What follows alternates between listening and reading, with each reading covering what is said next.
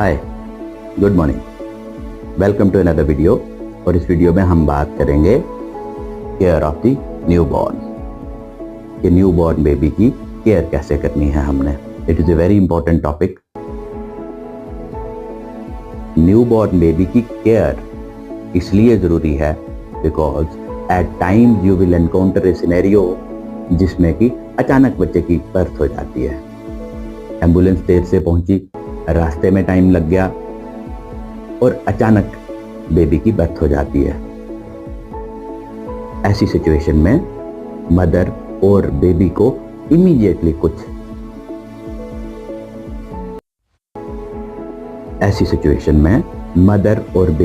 दोनों को इमीडिएटली कुछ इंटरवेंशंस की जरूरत पड़ेगी which can be life saving. इस वीडियो में हम डिस्कस करेंगे कि जैसे ही बेबी बर्थ लेता है उसको इमीडिएटली हमने ड्राई करना और स्टिमुलेट करना है ताकि वो सांस ले पाए। उसकी कॉर्ड को क्लैंप करना है और मदर के साथ स्किन टू स्किन कांटेक्ट में रखना है इमीडिएटली सो दैट बच्चा वार्म रहे। उसको माँ का दूध पिलाना है। सब्सिक्वेंटली हमने कॉर्ड केयर करनी है, बेबी को गर्म रखना है। व्हेन फिजिबल उसको बच्चों के डॉक्टर को दिखाना है, बच्चों को इम्यूनाइज करना है और उसके बाद डिस्चार्ज करवाना है। Number 1, immediate drawing and stimulation. जैसे ही बेबी पैदा होगा एक वार्म और सॉफ्ट ब्लैंकेट से हमने बच्चे को ड्राई करना है। जब हम बच्चे को ड्राई कर रहे होंगे, ड्राइंग से ही एडिक्वेट स्टिमुलेशन बच्चे को मिल जाती है जिससे वो स्पॉन्टेनियसली ब्रीथ करना शुरू करेगा। ये बहुत जरूरी है कि बर्थ के इमीडिएटली बाद बच्चा स्पॉन्टेनियसली ब्रीथ करे बिकॉज बर्थ से पहले बच्चे को ऑक्सीजन बच्चे के प्लेसेंटा और अम्बिलिकल कॉर्ड के थ्रू ब्लड से जा रही है। बर्थ के इमीडिएटली बाद उसके लंग्स एक्सपेंड करने चाहिए, बच्चा सांस लेना चाहिए, तभी उसको ऑक्सीजन मिलेगी। अगर ऑक्सीजन नहीं मिलेगी तो ब्रेन को और बाकी टिश्यूज को डैमेज होगा। तो इमीडिएटली बर्थ के बाद चाइल्ड शुड ब्रीथ स्पॉन्टेनियसली।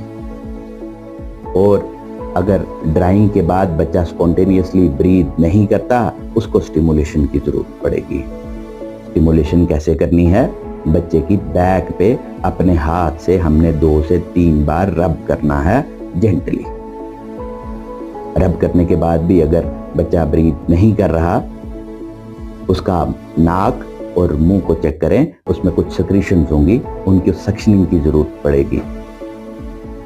अगर तब भी बच्चा ब्रीथ नहीं करता, माउथ टू माउथ ब्रीदिंग देनी है और सीपीआर करना है।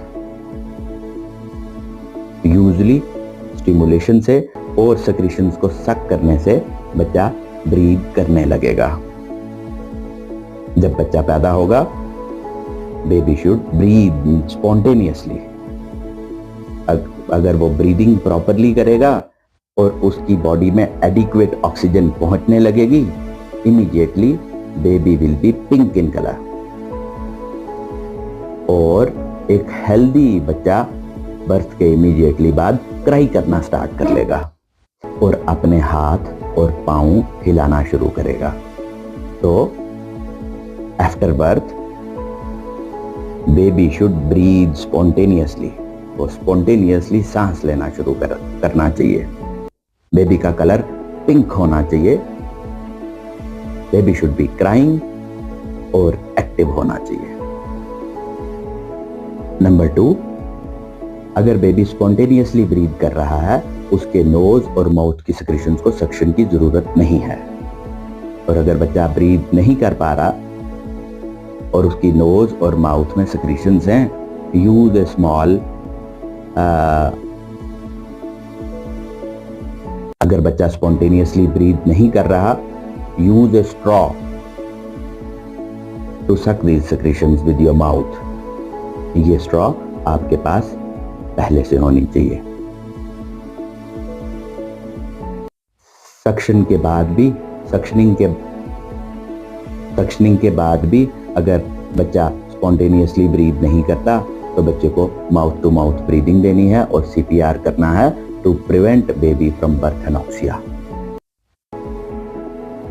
Now after birth you see the baby, अगर बच्चा स्पॉन्टेनियसली ब्रीथ कर रहा है, उसका कलर पिंक है, वो क्राई कर रहा है अच्छे से और एक्टिव है, this is the time to clamp the cord.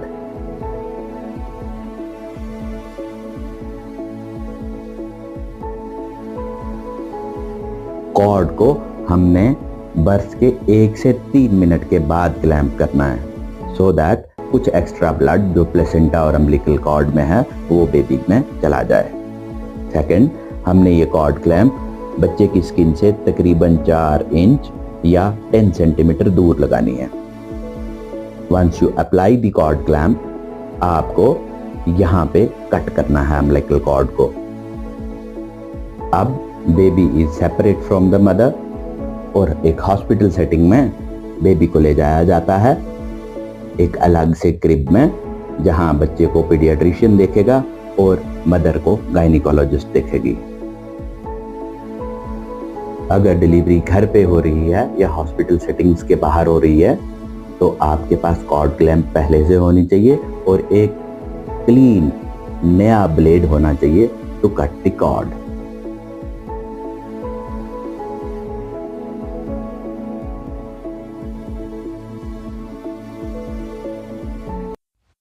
बच्चे को बर्थ के बाद मदर के साथ स्किन टू स्किन कांटेक्ट में रखना है, इससे बच्चा वार्म रहेगा।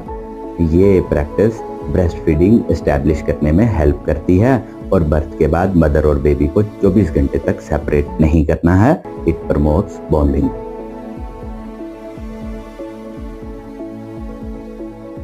Fourth important thing is that कि आपको बच्चे को अपना दूध पिलाना है, ब्रेस्ट फीड करना है।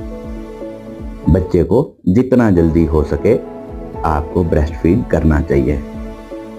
वेरी इंपॉर्टेंट थिंग कि कितना जल्दी आपको ब्रेस्ट फीड करना है। जैसे ही बच्चा पैदा हुआ उसी वक्त ब्रेस्ट फीड करना है? No, not at all. As soon as mother and baby are ready. और एक बहुत ही इंपॉर्टेंट चीज है, इसका बहुत ज्यादा इंपॉर्टेंस है बच्चे की लाइफ में और मदर के लिए भी, कि 6 महीने तक बच्चा सिर्फ और सिर्फ मां का दूध ही पिएगा। Number 5, cord care. Umbilical cord stump umbilical cord का वो हिस्सा है जो बच्चे के साथ रह जाता है after birth. Umbilical cord stump moist होती है and it is rich in blood. Because it is rich in blood, it has potential to get infected. इसमें इन्फेक्शन हो सकती है और अगर इन्फेक्शन हो जाती है कभी भी बचपन में तो इससे अम्बिलिकल हर्निया हो सकता है या अम्बिलिकल ग्रेन्युलोमा हो सकता है बाद में। अम्बिलिकल कॉर्ड स्टंप का आपने ध्यान रखना है कि आप इसको पुल ना कर दें कहीं। स्टंप को डायपर से बाहर रखें, इसको क्लीन और ड्राई रखें। बच्चे की यूरिन या पॉटी इसके साथ कभी ना लगे। आप जब भी स्टंप को हाथ लगाएं, मेक श्योर कि उससे पहले आप हाथ धो के उनको ड्राई कर लें। अम्बिलिकल कॉर्ड स्टंप को बच्चे को नहलाने के बाद आप ड्राई करेंगे with a clean cloth.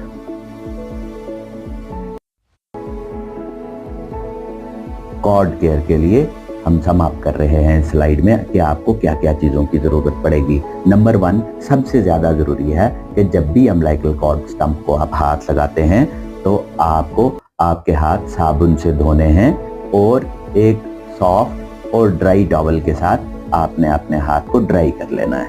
Number 2 gauge pieces की जरूरत पड़ेगी। नंबर 3 ईयरबड्स की जरूरत पड़ेगी।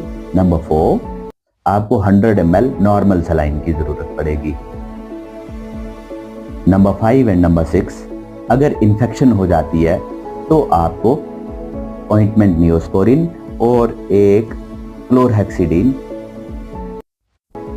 बेस्ड सैनिटाइजर की जरूरत पड़ेगी। Another slide on cord care, आपको अपने हाथ साबुन से और पानी से धो लेने हैं और ड्राई करना है कॉर्ड को टच करने से पहले। कॉर्ड को हमेशा ड्राई मेथड से हैंडल किया जाता है। Dry method of cord care, avoid use of lotions and ointments. आपको कोई भी लोशन या ऑइंटमेंट की यूज करने की जरूरत नहीं है। इसको आपने एयर में एक्सपोज करके रखना है या इसको एक लूज क्लीन क्लॉथ से कवर करके रखना है। अगर आपको क्लीन करने की जरूरत है, इसको बॉइल्ड और कूल्ड वाटर से आपने क्लीन करना है या नॉर्मल सलाइन से क्लीन करना है। आपको स्टंप को क्लीन करने के लिए स्टेराइल गॉज की जरूरत पड़ेगी। As it is, I repeat, cord care के लिए आप अपने हाथ धो के सुखा लें कॉर्ड को टच करने से पहले। There is dry method of cord care. आपको कोई भी लोशन या ऑइंटमेंट यूज करने की जरूरत नहीं है। इसको आप एयर में एक्सपोज रख सकते हैं, किसी ड्रेसिंग की जरूरत नहीं है। आप इसको एक लूज क्लीन क्लॉथ के साथ कवर भी कर सकते हैं। अगर आप इसको क्लीन करना चाहते हैं और previously boiled and cold water से आप क्लीन कर सकते हैं या नॉर्मल सलाइन 100 ml लेके आप कॉटन बड से क्लीन कर सकते हैं। अगर आप अम्बिलिकल कॉर्ड स्टंप को क्लीन करना चाहते हैं तो एक स्टेराइल गॉज का इस्तेमाल करें, जैसे कि इन फोटोग्राफ्स में आप देख पा रहे हैं, और बहुत जेंटली हैंडल करना है। These are very delicate structures, ये इजीली ब्लीड हो सकते हैं और क्योंकि स्टंप में ब्लड होता है, it can easily get infected.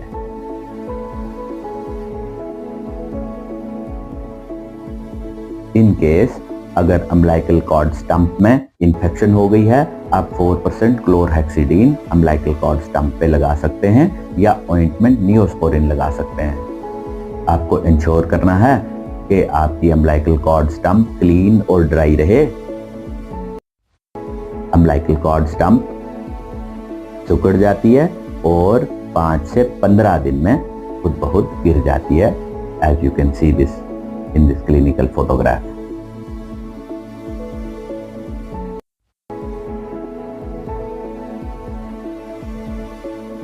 General care of the baby, इसमें वी मस्ट इंश्योर कि बच्चे को गर्म रखना है। हमने बच्चे की बाथिंग 24 घंटे के बाद ही करवानी है। अगर कल्चरल प्रैक्टिसेस अलो नहीं करती कि बच्चे को 24 घंटे के बाद भी नहलाया जाए, बच्चे को स्पंज बाथिंग करा सकते हैं। एक गीले कपड़े से बच्चे को साफ कर सकते हैं उसकी स्किन। बच्चे को हमेशा 1 to 2 लेयर्स ऑफ क्लोथिंग देनी है।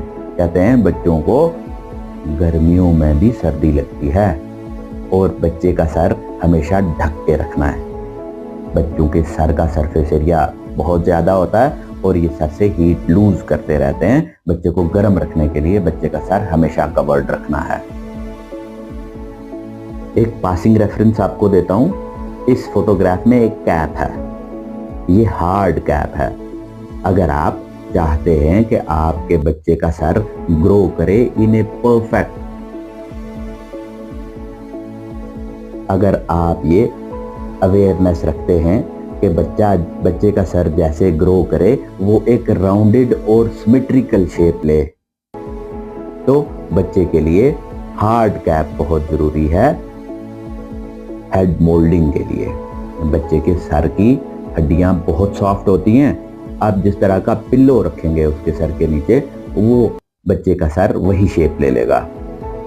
इसलिए हेड मोल्डिंग के लिए आपको हार्ड कैप का इस्तेमाल करना है, जो कि बचपन से ही आपने डाल देनी है बच्चे के सर के ऊपर, सो दैट आपके बच्चे का सर जब ग्रो हो वो एक सिमेट्रिकल और राउंडेड शेप ले और बड़े होके आपका बेबी स्मार्ट दिखे।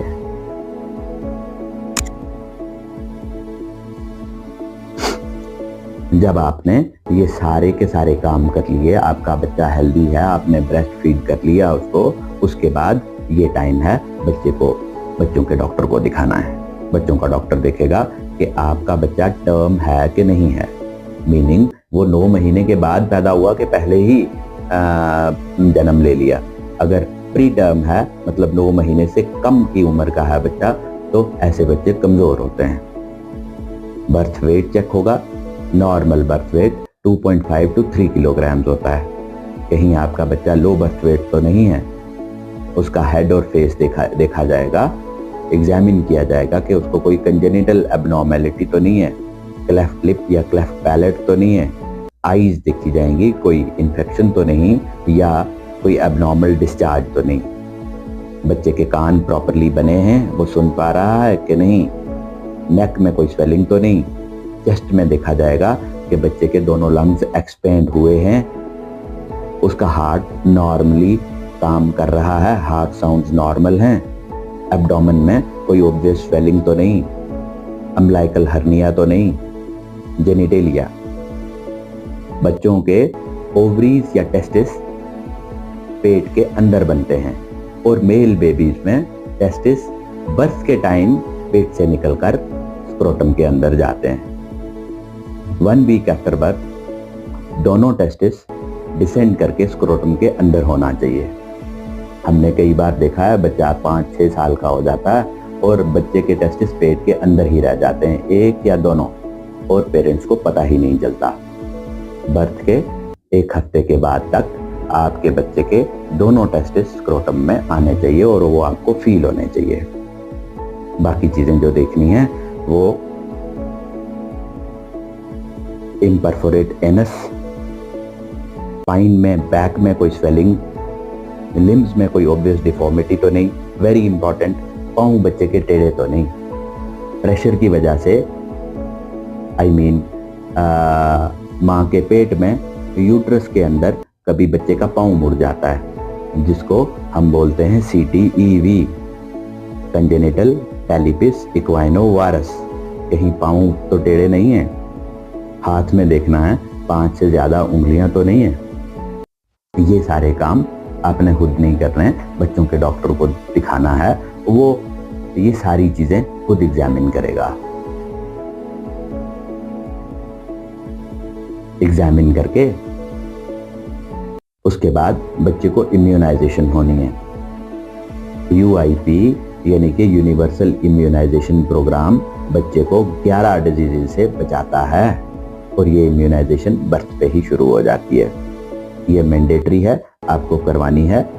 एक तो OPV 0 डोज पोलियो वैक्सीन का आपने देना है, BCG वैक्सीन जो बच्चे को TB से बचा के रखेगी, सिंगल डोज बाएं शोल्डर पे 1 इंजेक्शन लगेगा, और हेपेटाइटिस B का वैक्सीन बच्चा रिसीव करेगा। एंड नाउ प्लान डिस्चार्ज, अस्पताल से जाने का वक्त आ गया है और आप अपने घर की तैयारी करें एक नया मेहमान रिसीव करने के लिए। बाय दिस टाइम आप ब्रेस्ट फीडिंग करा चुके होंगे। मदर से मेरी एक रिक्वेस्ट है,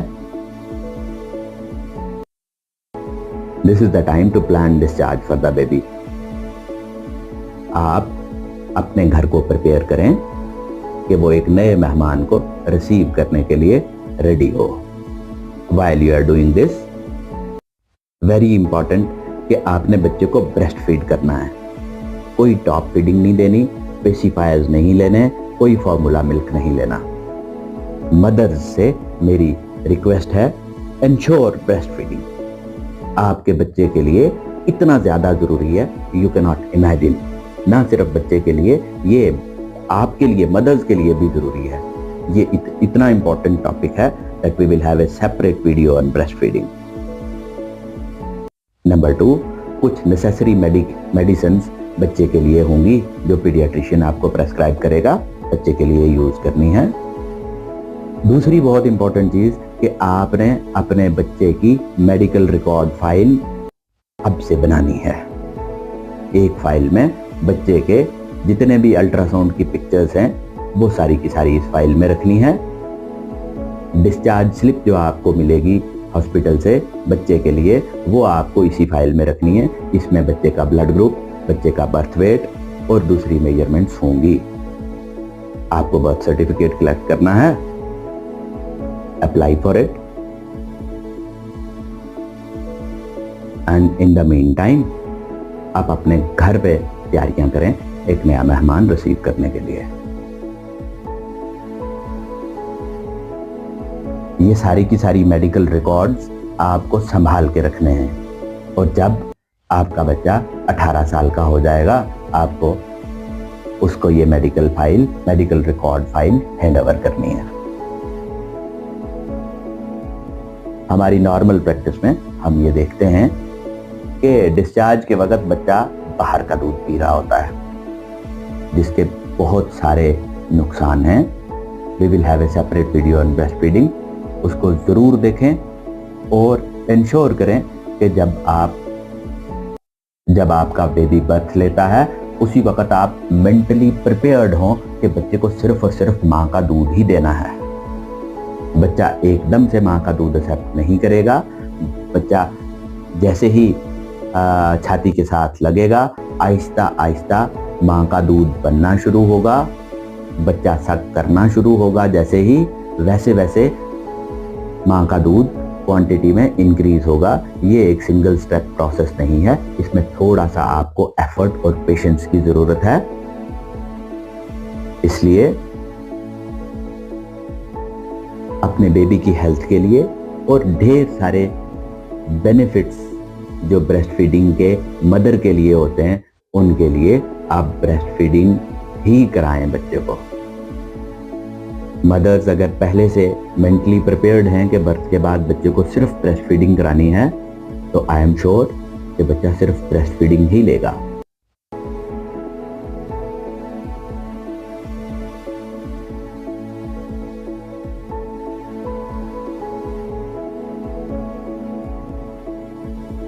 no formula milk, no bottles for the baby, no pacifiers. इस स्टेज पे पेसिफायर भी नहीं लेना। And a big yes to breast feeding. I repeat, बच्चे के लिए और माँ के लिए ब्रेस्ट फीडिंग के इतने सारे बेनिफिट्स हैं। Once you will know them,